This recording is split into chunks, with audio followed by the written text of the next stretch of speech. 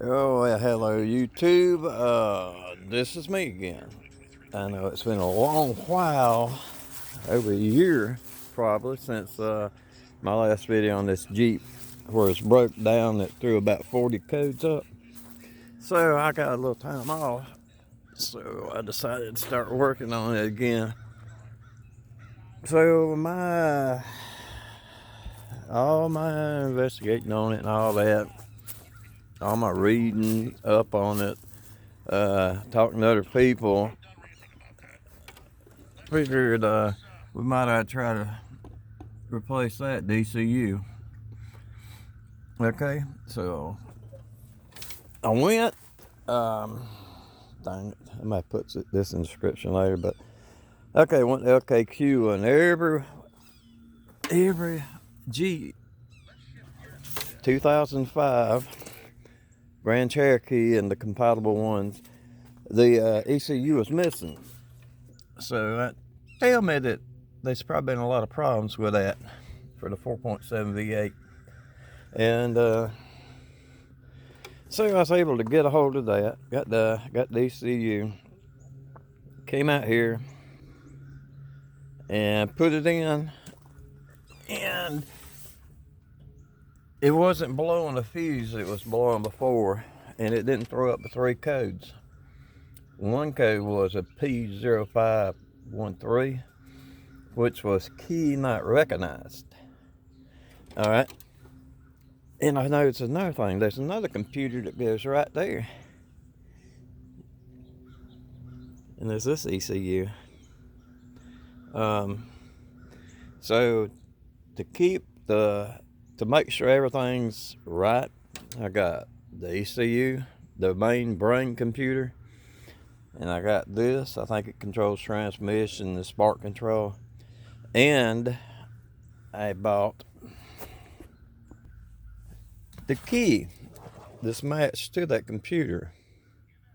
And just in case, I got the whole that's the key and cylinder, and I got where the key cylinder goes into, which has the lock, and that's the ignition switch itself right here, which I heard they have problems out of that. And this is the key reader. This ring around that is the key reader, and that's part of the box that comes with it. So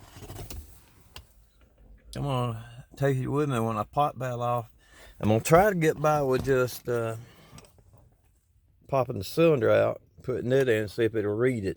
It should read it even with a dead battery. So it's very simple to get to that. You pop this, you can't see. You pop this plastic piece off, pull this up, insert the key, and then there's a tab you push down. Turn it like you're gonna crank it and slide the whole thing out. So we're gonna try that first. Well, we're gonna try that last, but first we're going to go back out here and install this little computer right there, and we're gonna put that in because the battery that was in it when I bought the Jeep, which was pretty new, is out here.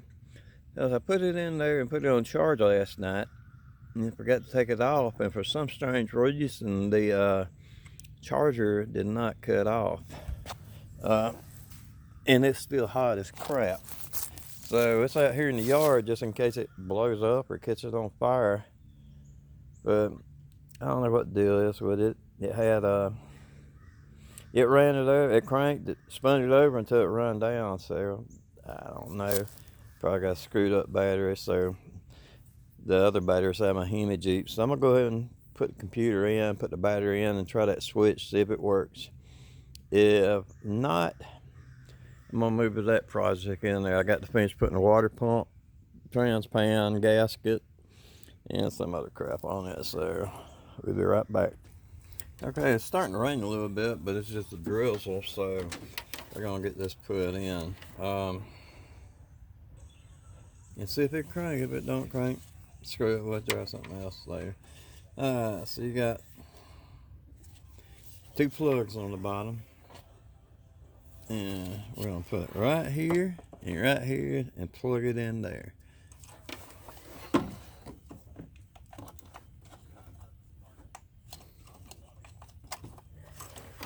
When it's plugged in, you take and slide your locks down.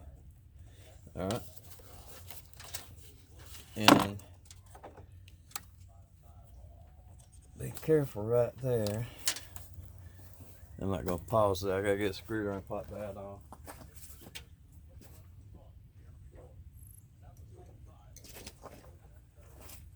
Well, back to it. This is glue. It's got some glue around it. So part of my old one broke. So be careful. If you got some broke, be careful to get it off before you try to put the new one on. Or it won't go down far enough. You won't make good contact or lock it in.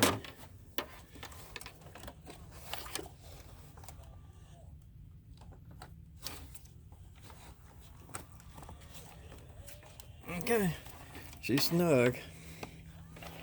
And then you take your Torx.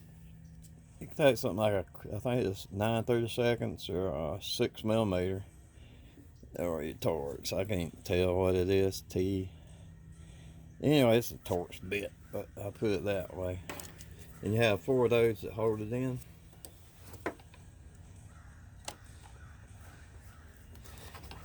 And a word of advice, as you can see though, this computer's off. I mean, the battery's missing. You always disconnect the battery when you work on this or the other ECU main brain. Anything electrical, disconnect the negative post. And then, you know, you won't arc nothing out, because it doesn't take much of an arc to screw one of these modules, or control modules, ECUs, you know. It doesn't take much to screw them up.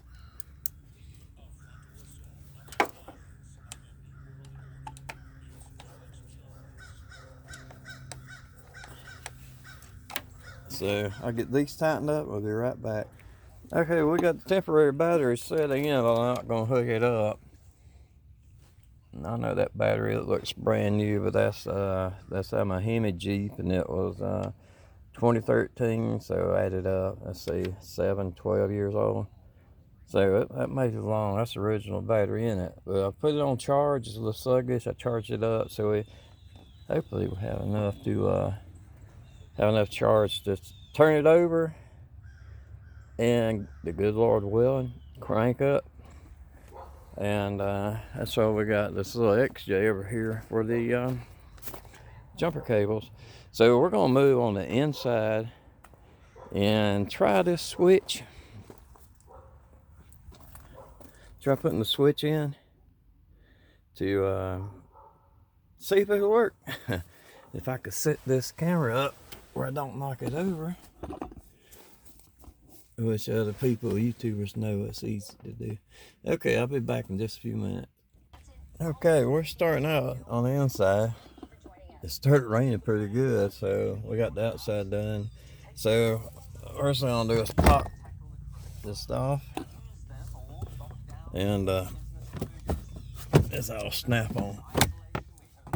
Pop that off, lay it there out of the way. You know, I might not even need it to pop that off, but anyway, if I change all the rest of that right there, I'll just put it that way. If I have to change that, you have to pop that off, and you have to knock this piece down, which is just snaps. So let me set the camera up, and I'll pop. Heck, I might could pop it off holding the camera, who knows. So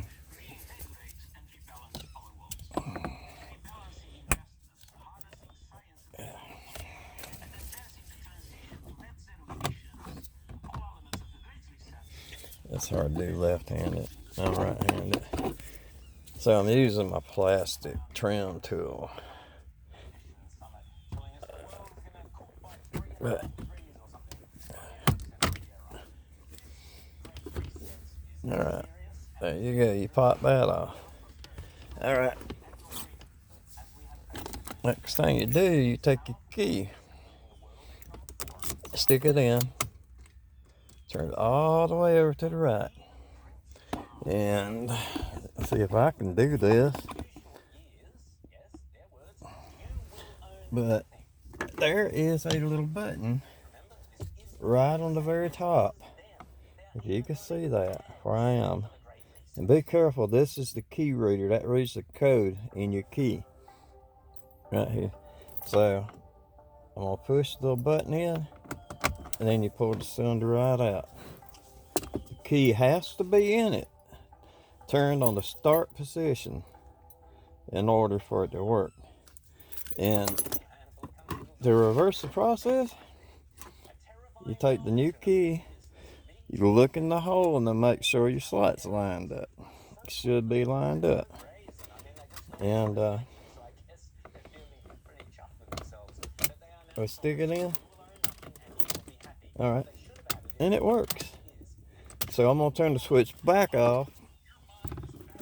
I'm going to set that to the side. So I'm sorry, I got distracted. I'm going to set this to the side just in case this has no effect. If that works, right here works, I'm going to put this cylinder back in. Then change out the electronics on here. It's got the chip inside. And put them in, put that one on this one. So that I'll have the key to the door. If not, I'm going to have two keys. So I'm going to go hook the battery up, put the fuse back in, and we're going to see if it's going to work. Okay, I got the key in. It says all three doors are open. So we're going to cross my fingers as much as I can. Say a little prayer. And we're going to see if it'll crank. And if not, we're going to see what codes it throws.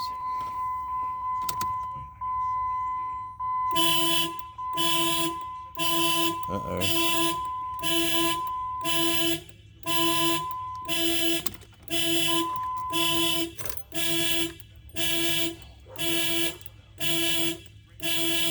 Uh-oh.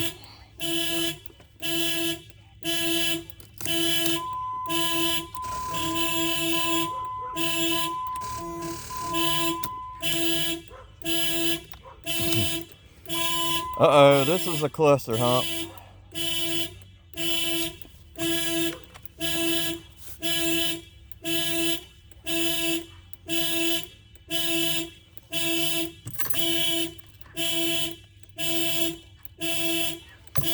All right, y'all. Oh, what you got? All right. This video is quite disastrous today. I'm gonna have to get keys for batteries for the remotes, and I can't get the alarm going off. It's flashing up no key red, so I'm gonna mess around with that just a little bit. So peace out. I'm tired of working in the rain.